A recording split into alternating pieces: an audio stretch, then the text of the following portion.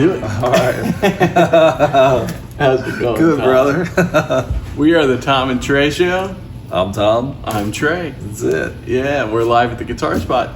And today we're going to talk about another beauty, another Cornford made by Martin Kidd. And this one's the Hellcat. Got the black cat on it. That's cool. So this is going to be good because I don't know anything about this amp either. So the cool part is you'll educate all of us simultaneously. So Yes, so it's got a couple things different. It's got a onboard reverb, which is unique for his amps. It's got 4 EL84s. It's got 5 preamp tubes, I seen that. I was just looking in there before we went live. which is different too. And I noticed it's got the 2 transformers here in different directions, and then it looks like there's another, looks like brake maybe. Is that a brake behind that little one? Normally a choke. Oh, that could be I don't know if it has 2 reverb or. It's 2 reverb. It is. Okay, then now you gotta wonder where's the spring? Up here. Oh, okay. Okay, well there you go. So that could be There's a small spring that's on this side. that could be the reverb transformer then. Okay, cool. I never knew that they had that. That's awesome. So very cool amp. Completely different. And I actually haven't really gotten to tweak this one as much as the other amp. You know how it is. It's like once you find something you like, it's hard to not keep playing that. And, Right. And I fell in love with the MK50 so much so that when I got this amp, I more so got it because I wanted it to be, I wanted to find everything Martin Kidd that I could and buy it before it was unattainium. Yeah, which now it's becoming it is. Right. unattainium, right? Yeah, so what do you know about what year this amp is? 2000 is what my guess is. Okay, so another one that's about 25 years old. Yep. Mm-hmm. Wow, that's incredible. And it's a glorious amp, different voice. Like you said, I think maybe on the Vox. I wonder that with the 4 EL34s. Yeah. If that's the intent to have something Vox flavored, because luckily he stays within the British realm of amps. He which does. Is my Your preference. forte. Yeah. So with that being said, I wonder that I could have looked it up, but I didn't. But that's okay because it's how many channels is this amp now? Yeah, so we got 2 channels and then a low input and a high input. Okay.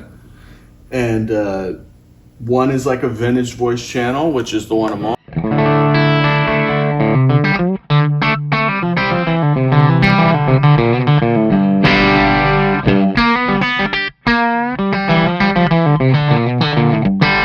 Wow, with a Telecaster it sounds great. I was gonna say I haven't heard a Vox sound like that. Yeah, That sounds great. It sounds really good, right?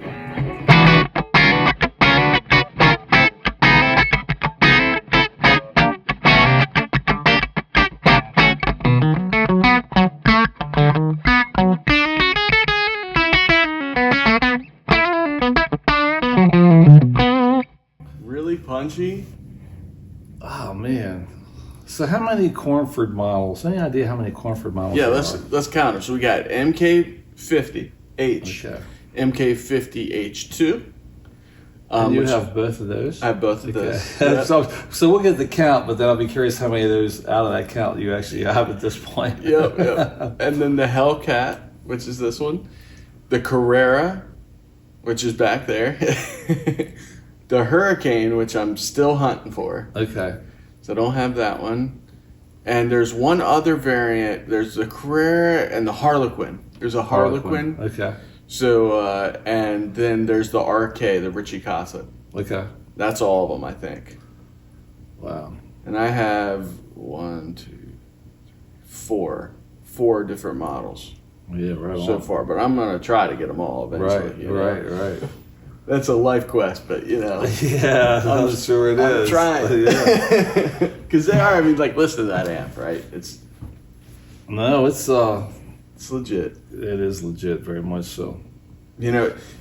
Something I just noticed, I would say the big thing that I'm always flabbergasted by with his amps is the feel of them. It's so good. There's very few things where when I plug into it, I just can't wait. I'm like so excited to play guitar because it feels so good. And every Cornford is like that. Yeah. Wow. Even that little 5 watt, like I can't wait to show you that one. The little Carrera is 5 watts. Really? But it's this big, you know, it looks like a 25 watt amp. Right. And it's got monster transformers in it, but it's only 5 watts. Okay. It's made for the house. And it has a hot swappable power tube. So you can put a 6L6, EL34, or whatever. It auto biases it. So that is a single power tube amp then? Well, it actually has 2 sides. So one side is the one you can hot swap. Okay. And then the other side is an EL84 in there that's always just there if you want to swap it. Now you have to like give it 30 seconds, you know, they say. Right. When you switch that, because it's 2 different power sections. Okay, interesting. But really cool little, and then it also has an slave out, so that if you want to run a power amp and make it 100 watts, you could. But we'll have to cover that one too then. Because that intrigues me already. It's got some unique features I've never seen in an amp for sure. Yeah, no kidding. Way before, and this is 30 years ago, before anybody was doing anything quite like that. Yeah, it's funny because somehow these have been kept a secret. I know, right? For what these are, I can't believe they weren't. People don't know. I mean, I have not that I'm in the closet most of the time. I'm not up on new gear. But you are right. There are very few people that know about them. But it's really something. Every time I'm somewhere playing, it's always the subject piece, right? They're like, "What is that?" Right. And I'm like, "It's a Corn. You never heard of him?" And every once in a while, I get a guy that's like, "Wait, did Guthrie play one of them?" And I'm like, "Yeah." Oh, okay. And that's how they know it. Okay. But they don't know. I mean, the history of just how much that guy has done. I really want to get like all the Victory line. I hope I can get all of them here eventually to try at least. Right. Because the pedal amps are incredible, and they're that big, right? Yeah. And they got 2 fans on the back to keep it cool, but they sound really good. No kidding. And they're pedal board amps. That's awesome. It's pretty cool stuff. So do you think in the Victory line that they are introducing these type of amps?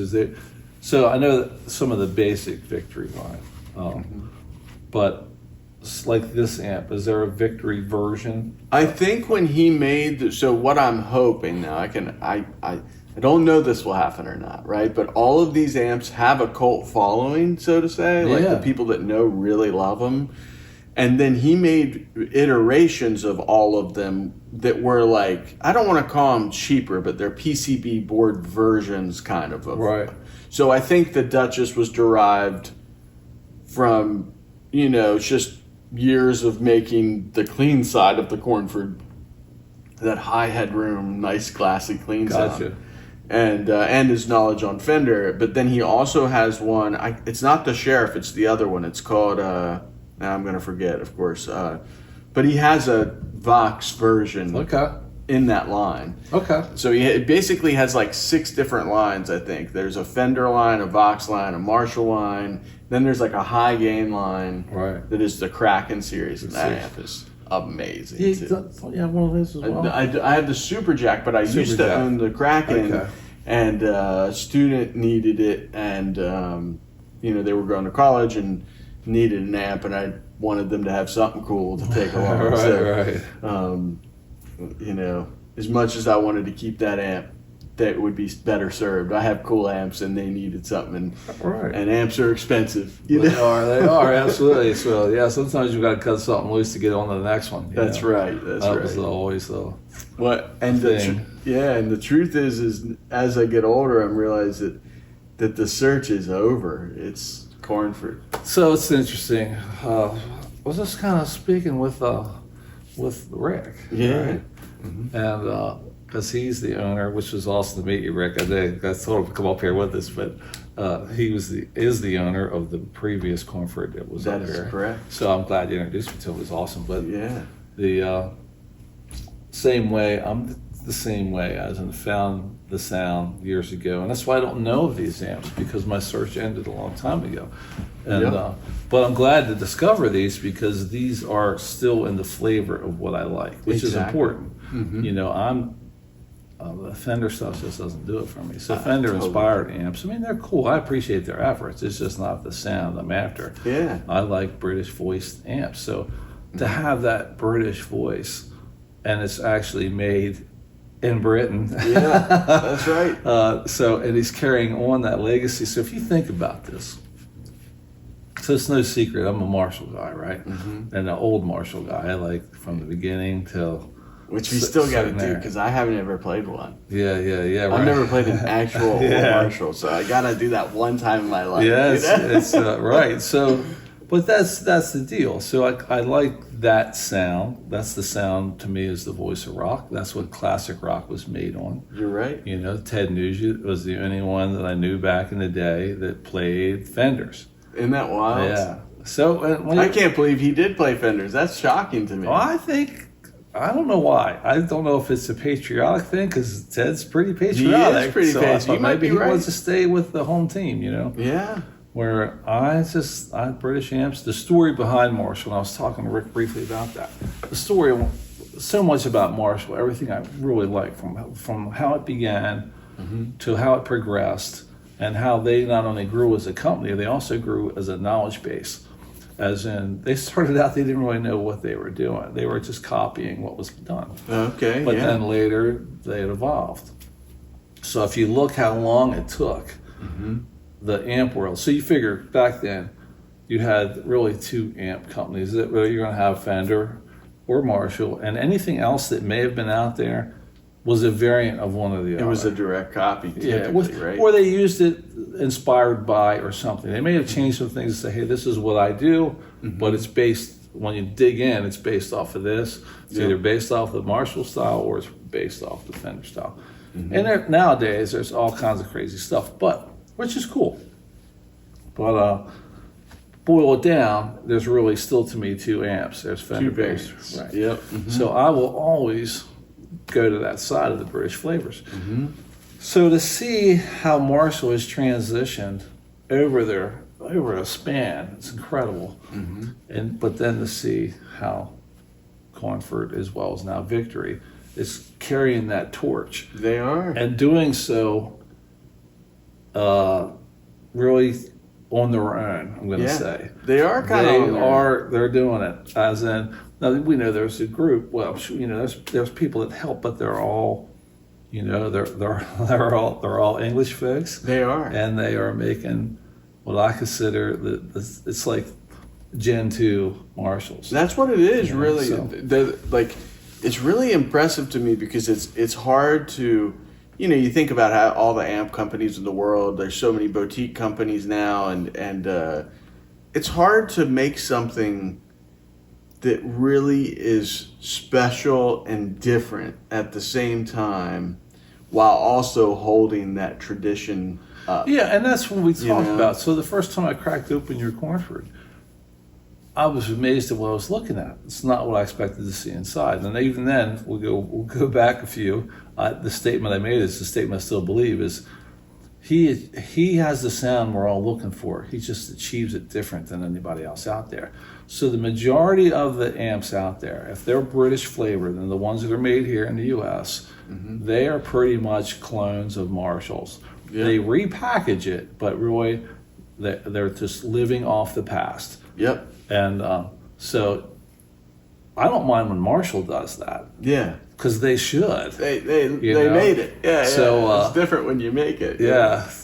But when others do that, like, you know, give credit where credit's due. That's basically, you made a Marshall and you put a badge on it that says something else. Yeah. And you put a switch in that does what Marshall did years ago, or some of the great modders did years ago. Yeah. Really, back in the day, you had Jose and you had Lee Jackson, and those two styles of modding was what it is. So it was Lee Jackson.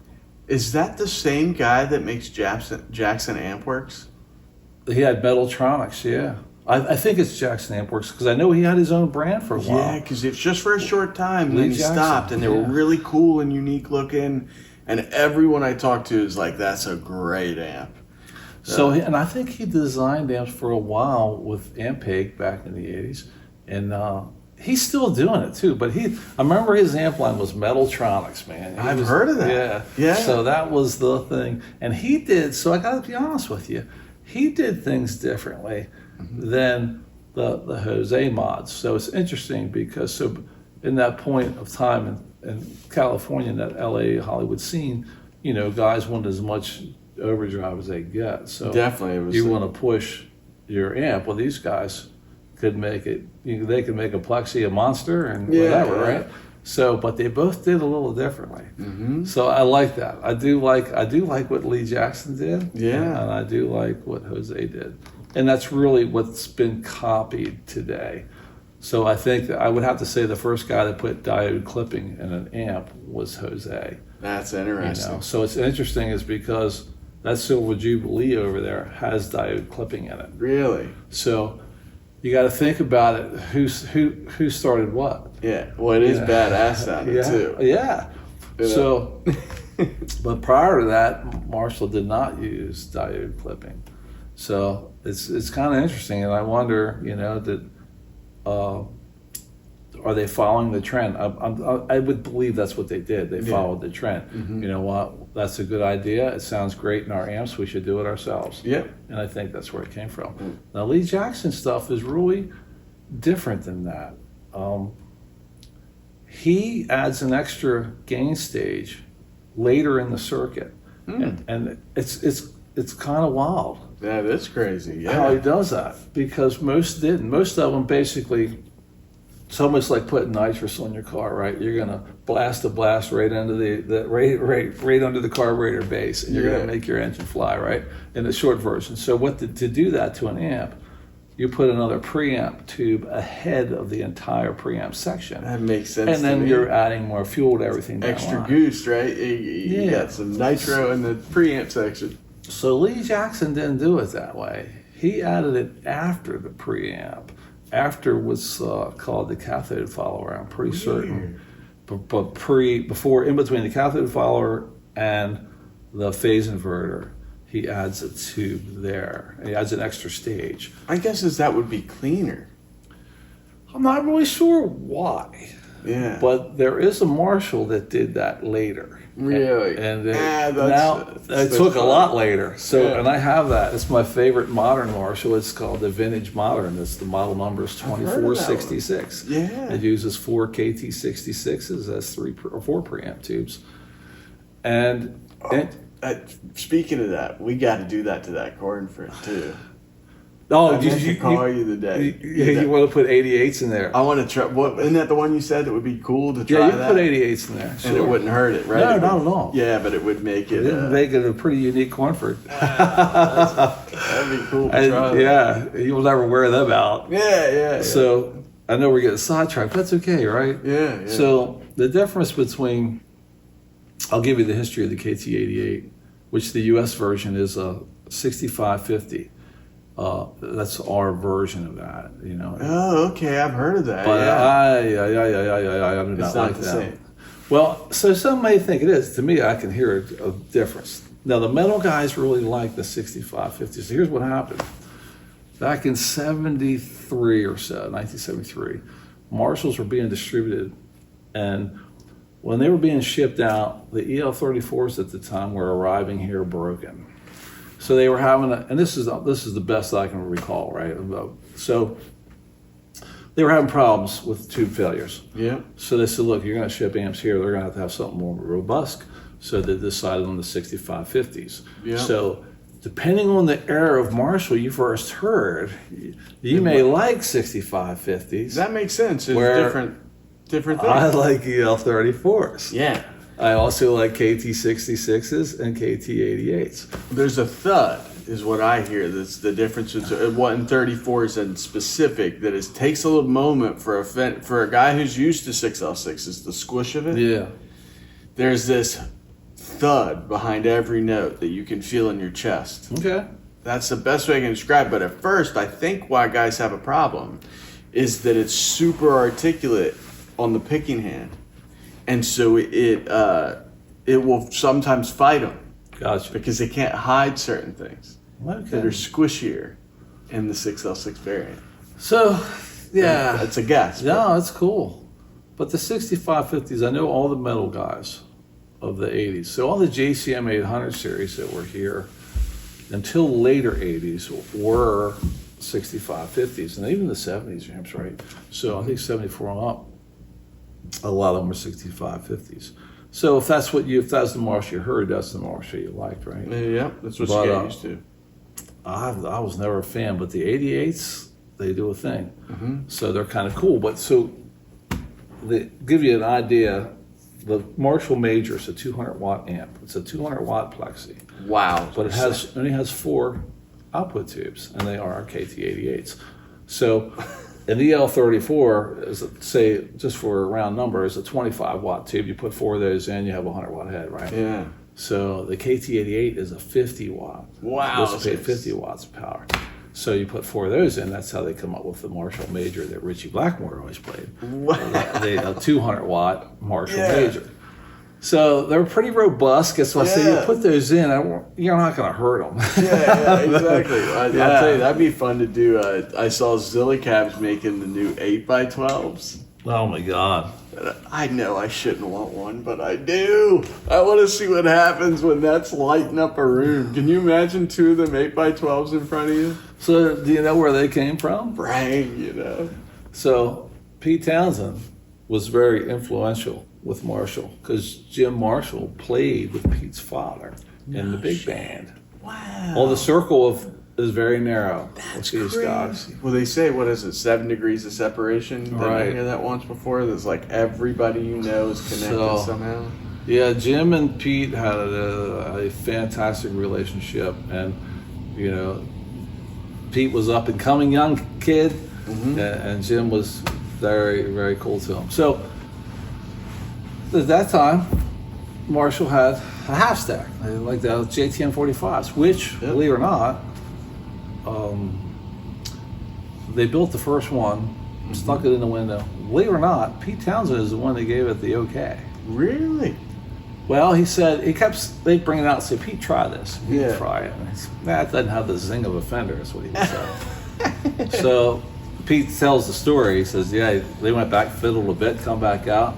I plugged in, I said, hit it, I won it. That was the design. Yeah. So, but then later, that wasn't loud enough. So, which you think it would be.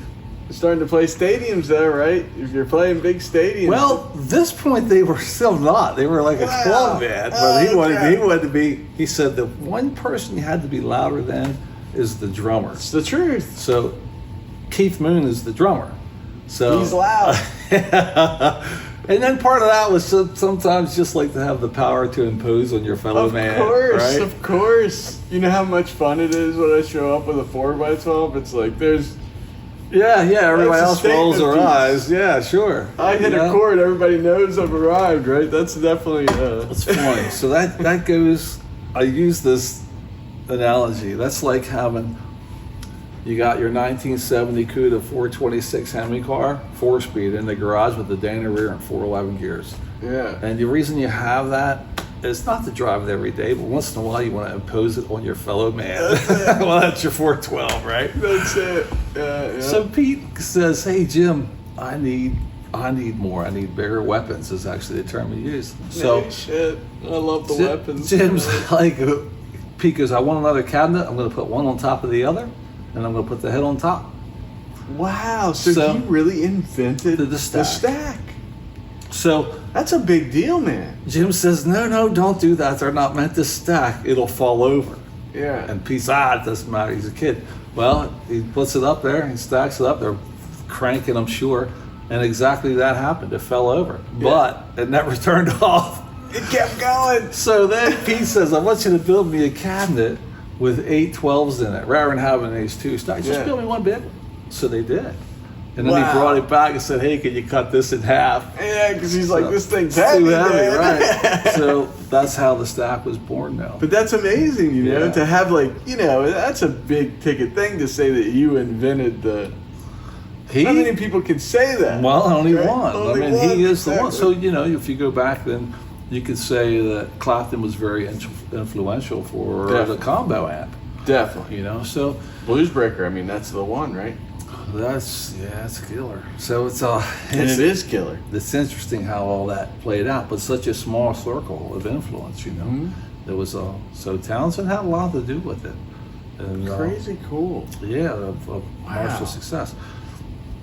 So all of that, basically, all that's getting at is really, that's how Victory is of today. Yeah. So you have that collective input of, hey, you know what? It's a shame that the Cornford went away. Yeah, because they were we special. don't want that talent to go away. Mm-hmm. So what can we do to make sure that this continues on and make a legacy out of it? And I got to tell you right now, Victory is the legacy amp. They are. That is the amp that's going to be around. For one, the size is great. The sounds are incredible. They're incredible. And you can't, pound for pound, you ain't going to beat them. You're not going to beat them. They're so good, and they're constantly evolving. And now that they have, and a lot of people don't know about the first iterations of Victory, but when they first came out, they were really Cornfords. They were hand-wired point-to-point Cornfords inside. Really? And so if you can find an old Victory, it's a pretty special amp. There's one, I'm going to forget the names of them, but one of them's called the Duke. Okay. And it's basically the MK52. No kidding. Yeah, it's like a 100-watt head. So you're letting a secret out basically Yeah, right yeah. now. So if anybody's out there and they see the Duke. Yeah, and they're cheap. They're like $1,100. Really? So you're getting a Cornford inside. Yeah. Now, it's not as pretty as a Cornford to me, but it's still got the guts. Interesting. And they're magical amps. They are hard to find, though.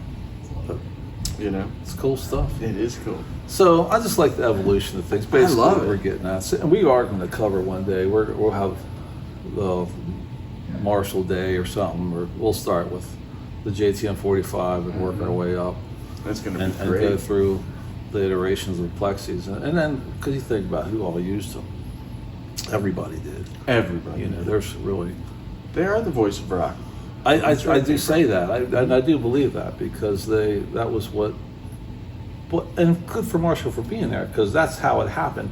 They needed a sound and Marshall provided it. Yep. And they were the only ones providing that sound. Yeah, that's right. So as a kid, I wanted nothing to do with a Fender amp. Yeah. Because that was country music. Not that I don't like country. I love it now. Yeah. Back then. You wanted rock. I wanted high energy stuff. Man. And I didn't know how to get it. So my evolution through amps was really unique because I played unplugged 90% of the time on my couch. Right.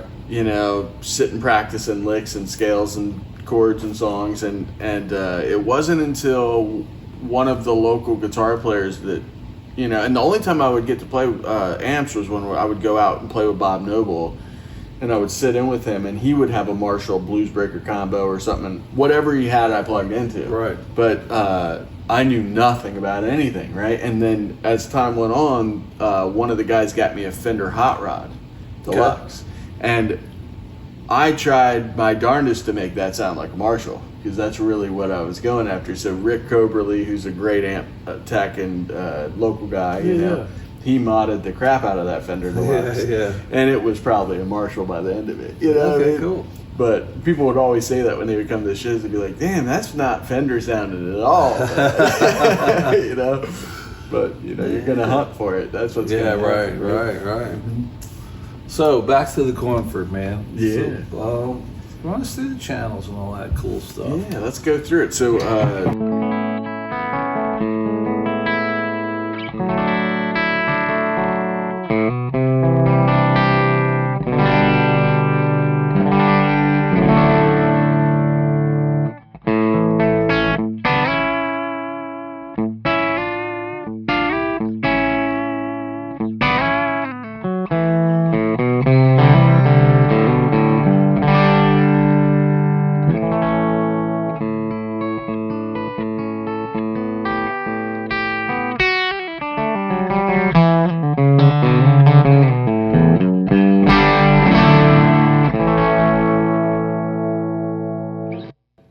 What pickup was that on? Was that Bridge the bridge pickup. Yeah, it sounds really good, man.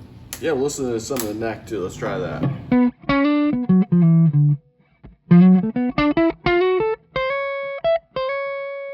That's righteous, man.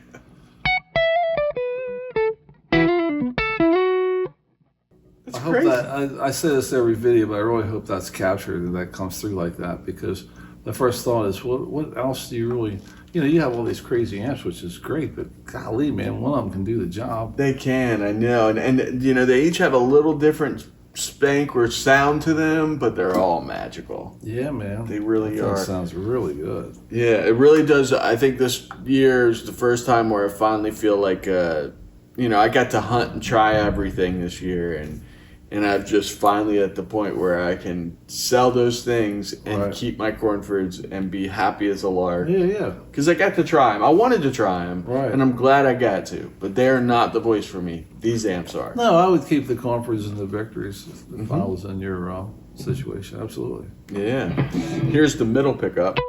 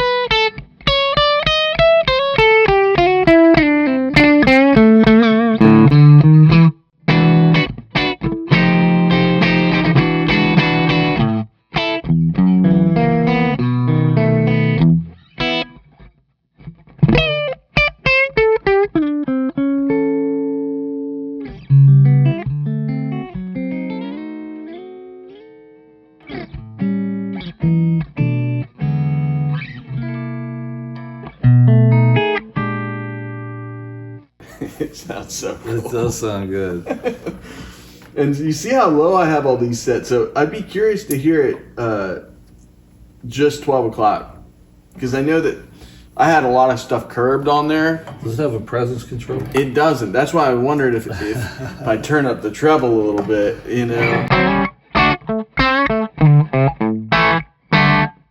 get some of the mid-range.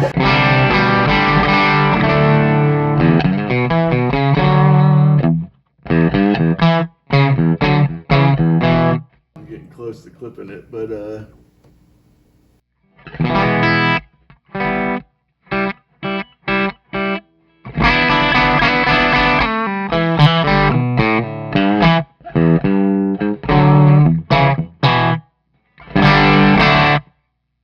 everywhere you put it, it sounds good. It does. That guitar sounds really good too. It sounds what I would expect the Tele to sound like, which I really like. We've covered that in the past, but that's actually, yeah. This guitar is righteous. So it's another one of those things. As in, when I hear that, that's what a Tele should sound like to me. Amen. So what I'm getting at, though, I'm trying to get there, is that rather than chasing an old one, that thing sounds what a Tele should sound like. I agree with that so much. The more I play this guitar, the more I realize just how lucky I got and how magical it is. Because it's funny because when you're picking out guitars, a lot of times you're looking for these golden. Yeah, right. It's got the flame neck. I gotta have that. Right. But this is the most plain Jane Tele, no flame in the neck. Standard Telecaster. It's right, and that's the thing. It needs to sound like a Tele, it needs to be a standard style Tele. Yeah. And that really, man, this has a good snap to it, like a Tele. It does. There's a magic to it, Have a good day, bud. Hey, man, it's nice meeting you. Yeah, that is Rick and the Cornford amp owner. Cornford. Have a good day, man. Thank you. He's a cool dude, man. Yeah. I've known him for a while now. We've been to, like I said, the Guthrie concerts, but he loves gear and music and all this stuff. Obviously. Yeah. But that really has a Tele sound, and I know it's such a crazy thing. I don't have a vintage Tele, but I would love to hear that against one. I would too, because the only Tele I've ever heard that was like, so I've heard some good ones, but there was one in specific in New York I got to play. It was a 51, and that was magical. But this guitar gives me that vibe when I play it. Yeah, so it's funny because everybody has an era of Tele that they think is the Tele. The Tele, right? So a lot of guys like 53s. Interesting. Yeah, and there's a lot of guys who like the the 59s. Where's the rosewood come in? When did that happen? Same with Strats, I believe. What was that, 59? Yeah, so 59. Yeah. Yeah, that was it, right? Yeah. So, yeah, it's kind of funny how there are certain eras that people think, and their Tele, the Tele thing has a cult type thing to it, right?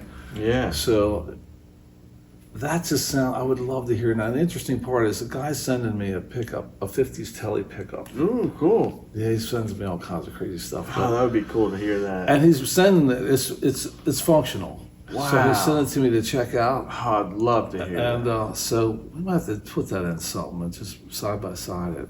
Because I'm going to measure everything on it and apply the science, so to say. Yeah. And he's a guy in Florida that he's just incredible, the care that he has. You'd never know it, man, but he's got it going on. Yeah. So that's incredible. Yeah. But yeah, it is special, and it's flat pole pieces, which I believe is supposed to be like a broadcaster. Yeah. Mm-hmm. So the broadcasters, I think, were A3 magnets and a pretty heavy wind, actually. And then when they began to stagger them, I think they went to the A5s. And I mean, it's the whole thing with wire and magnet choice and flat poles, stagger poles. Yeah.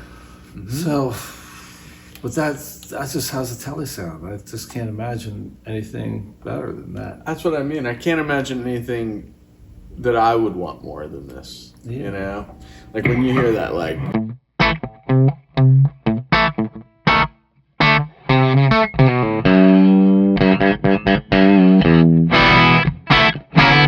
Yeah. It just sounds so good, you know?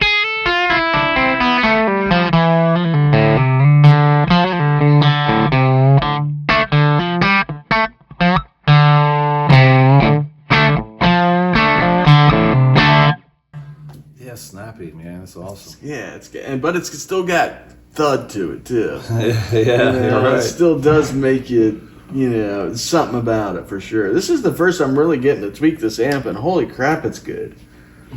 Holy crap. I know that's the thing with having a lot of gear. Sometimes it's hard just to find everything that one piece can do. There's so much to choose from. Yeah, so that was with everything 12 o'clock, and that was with the gain at like 1 o'clock. But I bet you it sounds good. Get a little more volume to it so we can hear that.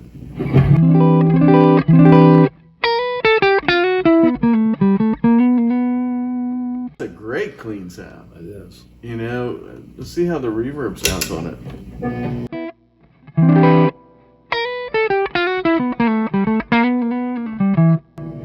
Might be a little noise in that reverb circuit that I'm hearing. Yeah, you hear that? It might be a bad preamp tube or something.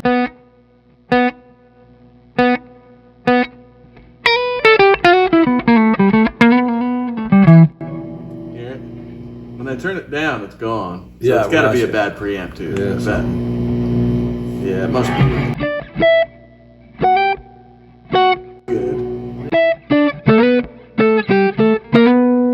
What's interesting, when you turn that reverb off with the foot control, the sound is still there. I know, which makes me wonder, is it in that? So that must always be in, and it just doesn't get put into the circuit, maybe? Yeah, somehow it's still in effect until you roll it off. And I noticed that when it was first having a problem, this was changing the tone of the amp, Okay. which makes me believe there is something a little funny with that circuit,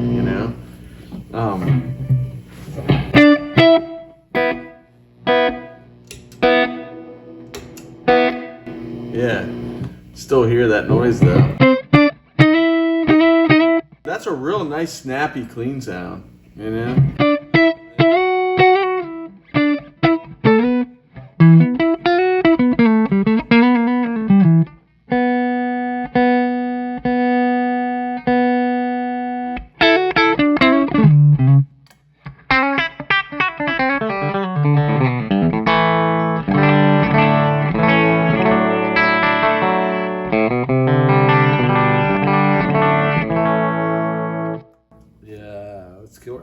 versatility of the Tele just can't be overstated. They can't.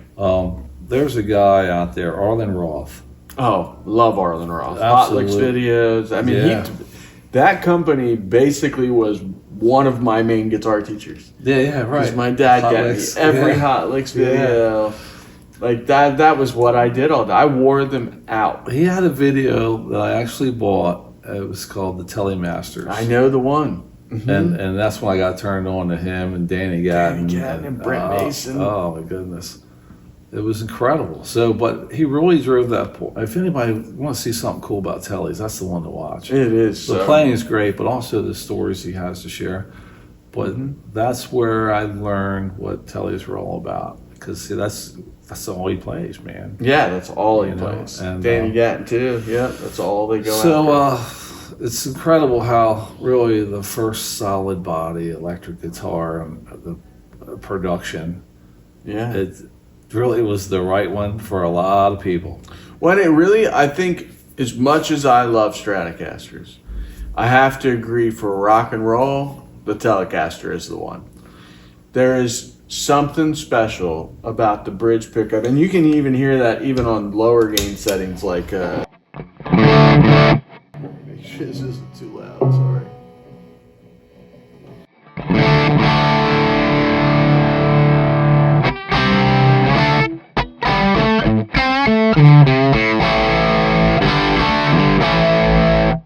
I mean, that's a Telecaster. I really like that old guitar a lot. That's amazing, you know? It really is truly good.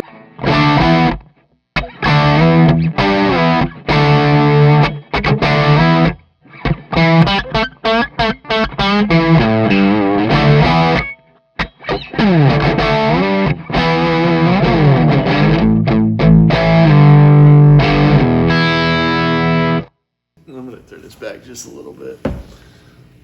But I mean, that's so good. Yeah. It's so good. And it just has that. Yeah. And that's at the gain. Look how low the gate is here. Wow. 9 o'clock. Remember I told you could start a second song? Yeah.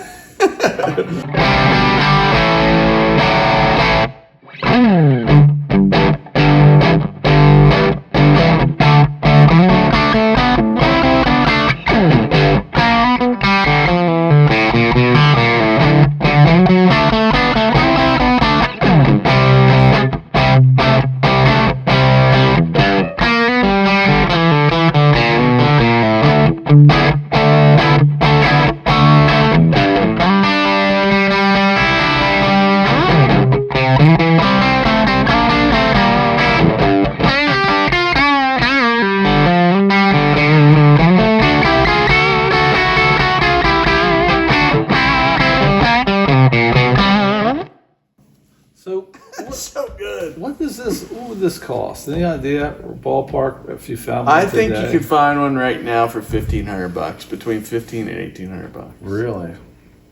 That's stealing it. That's a really, really good amp. I just can't believe how good they are. Every time I'm in this position where I'm now finally getting to hear them, like and really listen, Yeah. I'm in shock, man. I just can't believe how good these amps are. Like, he is a genius, man. Yeah, agreed. Right? Like, that sounds so good. And the gain's at 9 o'clock. I can't, like, I didn't even go in the low input to hear it.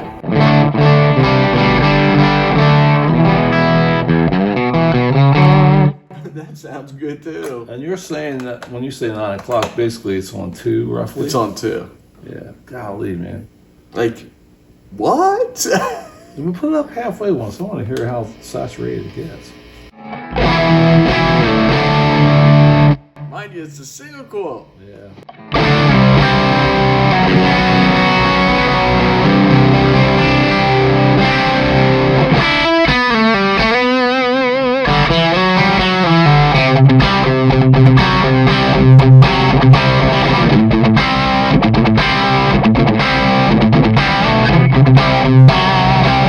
Gotta turn this back just a hair. That's, Amazing. yeah, that's crazy good, man. And it's so clear and refined.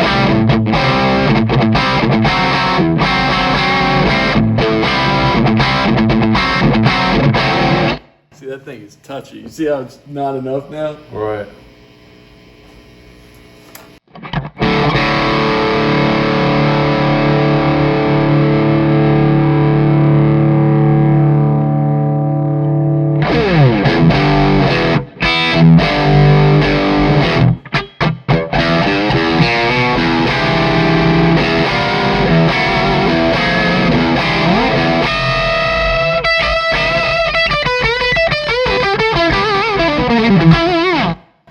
So I'm thinking about the EL84s, right? Yeah. So I gotta know.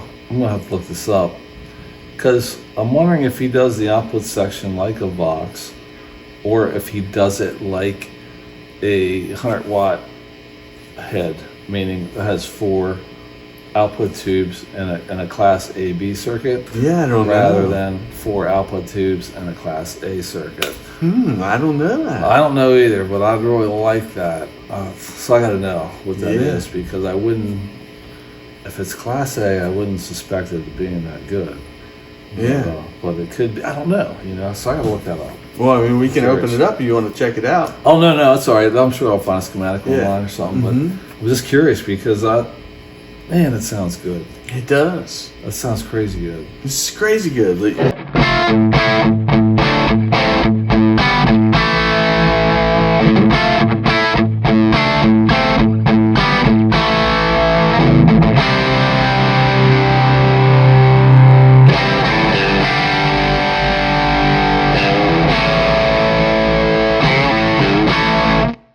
So I'm looking at the output transformer, and interesting enough, if it's Class AB, and the transformers aren't necessarily built to the tube.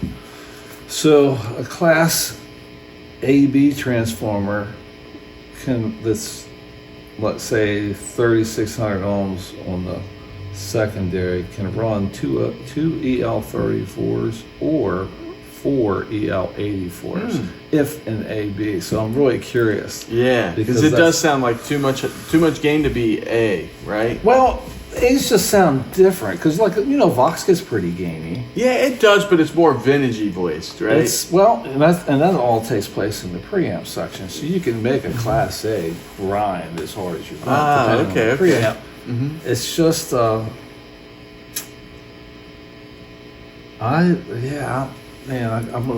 tell you in the next video what it is. That's right. Because I gotta know. So the reason I say that is I built some small amps, small output wattage, but still retained the 4-node output circuit, meaning there's 4 sections to the output, because I really believe the 100-watt heads sound different than the 50 watts. I like the way 100 watts sound. Yeah. So my premise was, how can you get a 100-watt sound out of a lower wattage amp? So you got to use a 4-node output section. So seeing that's what that is, I'm really curious. Yeah. What's the volume on this thing? Look how low it is, actually. So, it's. Here's what's crazy. Even here.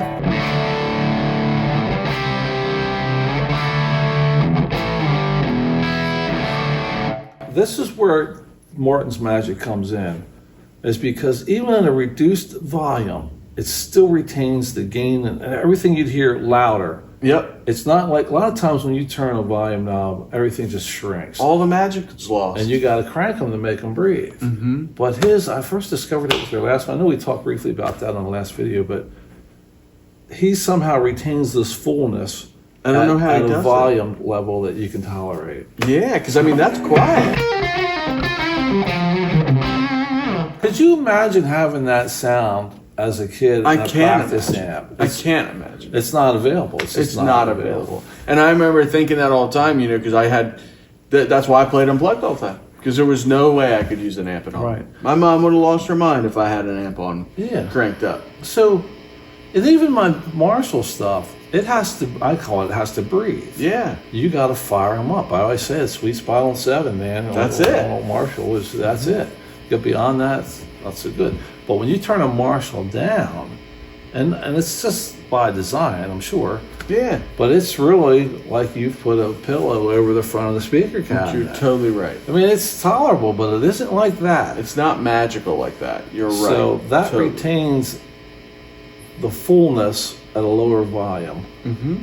So, usually you get one or the other. You have a quiet amp that can sound good, or you have a loud amp that has to be loud to sound good. That's it. So here you have an amp that can sound good quiet.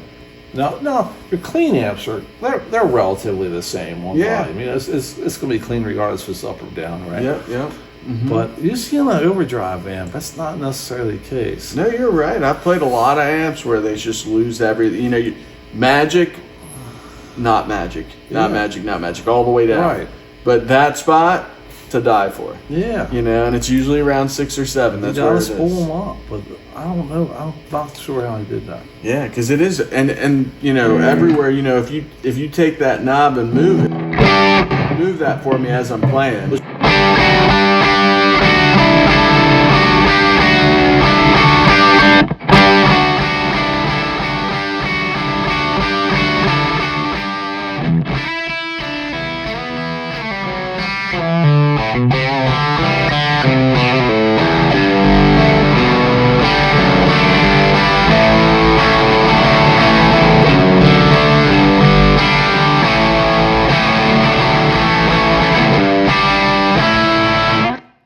And of course, loud's going to sound better. You can have a different speaker interaction as well, right? But it still sounds the great. Overall tone, right, stays there regardless. Mm-hmm. It's really good. And when I opened your one up, it's not like it has a post phase inverter master volume. It did not have that, and I was surprised because usually they're really smooth. Mm-hmm. So I don't know. I don't know. He figured out some kind of Yeah. Yeah. And again, that's the 12 o'clock gain with the cynical. Right. So you want to hear it with the humbucker quick? Yeah, real quick. Yeah, we're rolling along pretty heavy, but yeah, I know it's probably late already, isn't it? What time is it? I don't know. Looks like it's after 3. Yeah, exactly. It goes quick. Yeah. So same thing, but with the humbucker.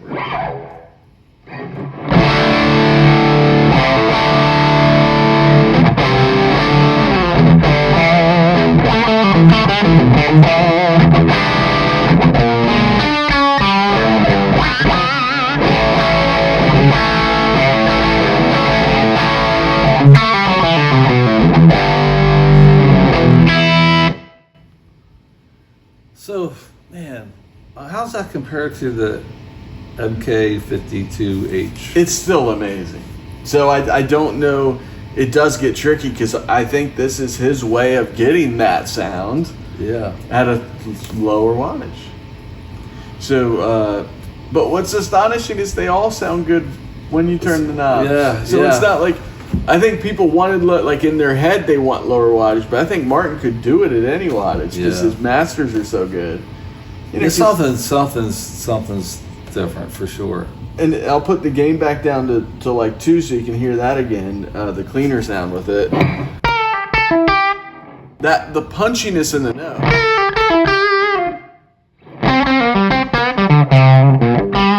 Amps don't usually have that. That's...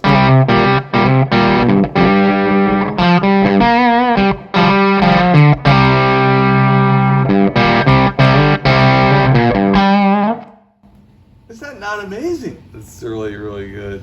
I know we go on about this but it is legit. I mean, it's really, I've never heard this amp till today, and it's really, really surprisingly good. Yeah, I can't believe it either. I'm in shock too because I don't play it that much because I play the MK50 so much. Right. But I'm gonna start playing it more. I can tell you that. Yeah, sometime we got to get them lined up. I want to hear this and the MK50 side by both side. of them. Your one with the black control panel. Yep. And then your other one and this one and anything else in this flavor. I got to hear what the deal is, and I also want to hear sometime that Cornford 412. Yeah. Oh man, that's a piece of magic by itself. I'm in shock by that cab. Yeah. So trying other cabs, and when that came in, I didn't know how it was going to be, but once I plugged into it, I was like, now everything sounds weak to me compared to that one. Yeah. And I think it's just something. First of all, it's ultra deep. and it's made out of pine and birch, so it's not the standard birch cab. Right. And there is a special sound to it that Yeah. is only that cab sounds Yeah. like. But yeah, somehow we got to get. I want to hear all of these. Yeah. Because I want to hear. Does this sound like that MK 50. Yeah. Yeah, especially for that price point, because you figure you're getting something a $5,000 sound. Yeah. Well, and you know what? This $1,800 is a or slightly $1,500. smaller package, which I like. You know, so. And who knows? Maybe some of the new Victory MK Overdrive was some DNA of all these amps. Oh, I'm sure. It's a similar size to that. Yeah. I'm sure. But yeah, he doesn't seem to stray too far off the path of sound. I mean, what he does. Yeah, it's definitely that vein, right? All the amps have it. Because you can hear that, That's what I always like. As soon as I try a new amp, I can tell when I do those two notes. If they do that wobble where you can feel the air moving, you got something special. That's cool. That's good. And it's just a good test, right? It's a little trick, right? So why don't you just tell the world what two notes you're playing, so if anybody would like to try this and hear what it sounds like. Yeah, so it's a C note on the high E string, and it's a B note on the B string, but at the 12th fret. Gotcha. And because they're so harmonically dissonant, Right. they cause this tuning problem, just like when you're out of tune, Sure. right? It does that. Yeah. And then and a unison bend will do it too. Sometimes I'll use that as well, because when you grab that unison bend, that low note dropping, Right. if that amp does that, it's got something in it special. And you can hear it in spades here. Hear how much that dropped? It's like, ooh, It's funny because you've done that multiple times in previous videos. Yeah. And I didn't know quite what you were going after, so I'm glad you took a moment to explain that. Yep, that's what I'm looking at. Yeah.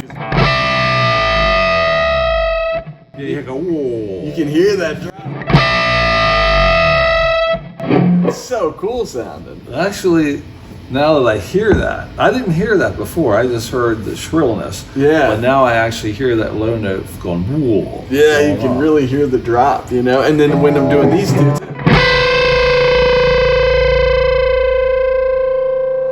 Pick up, yeah. that's really, really dissonant right there. And so very few amps will get that clattering back and forth. It almost sounds like somebody taking a ping pong ball and getting closer and closer, and it's like, Yeah. That's what it reminds me of.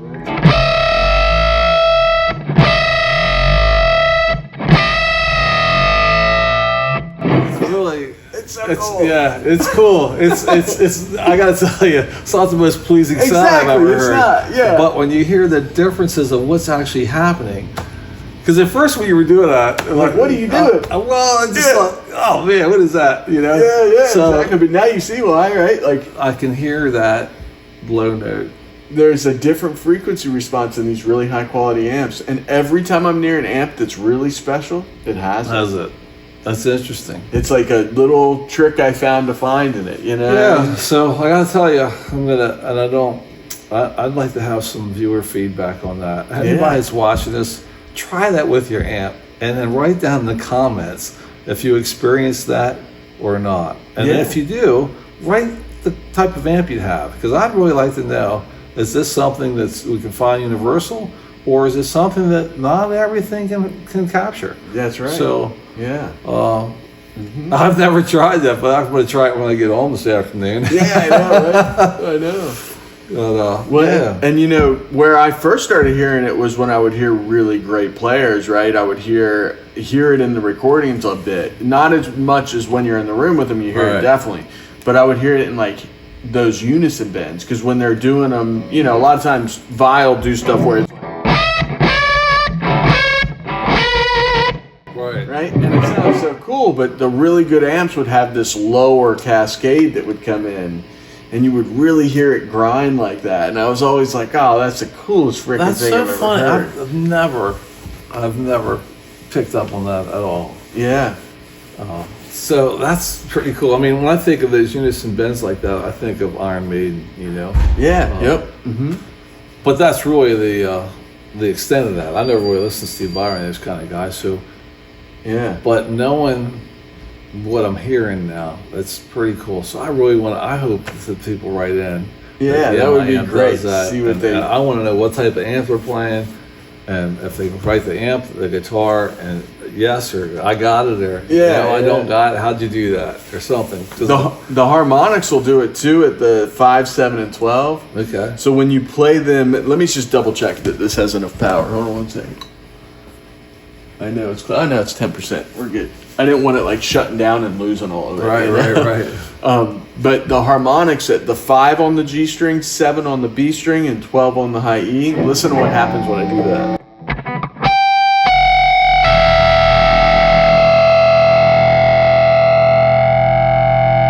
Wild? Yeah, right on. And those 3 harmonics in specific are the only ones that will start that real hard grind like that. Right. And I'll tell you, it sounds so cool when you're live and you got some delay on it. Because it cuts right through, no matter what. Yeah, I'm sure. Even if the sound's not quite right, you can, it'll grab everybody's attention, especially if.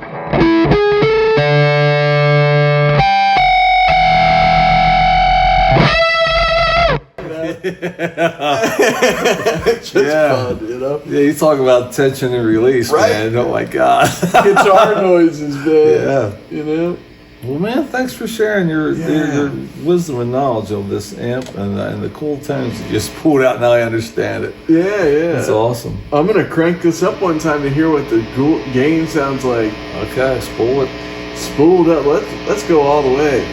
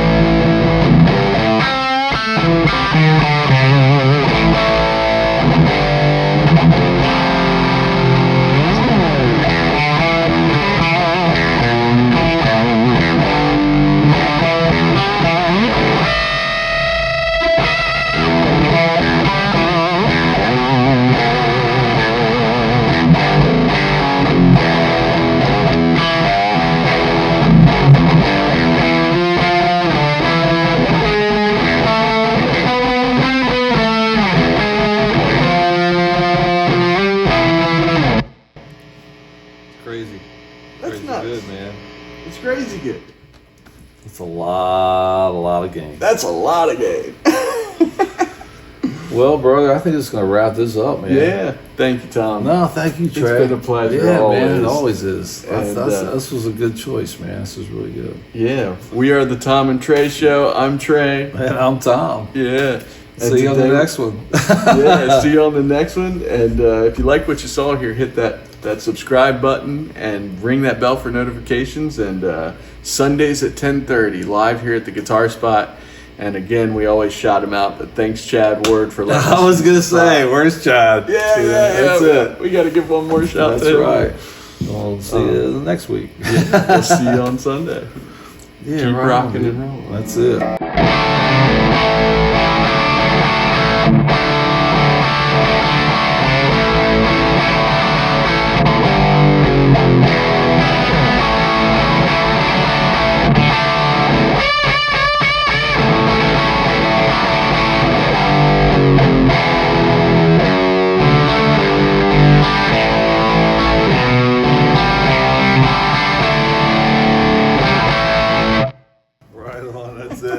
It's awesome, man. Good stuff. Yeah, brother. Yeah. Killer, right? It is killer.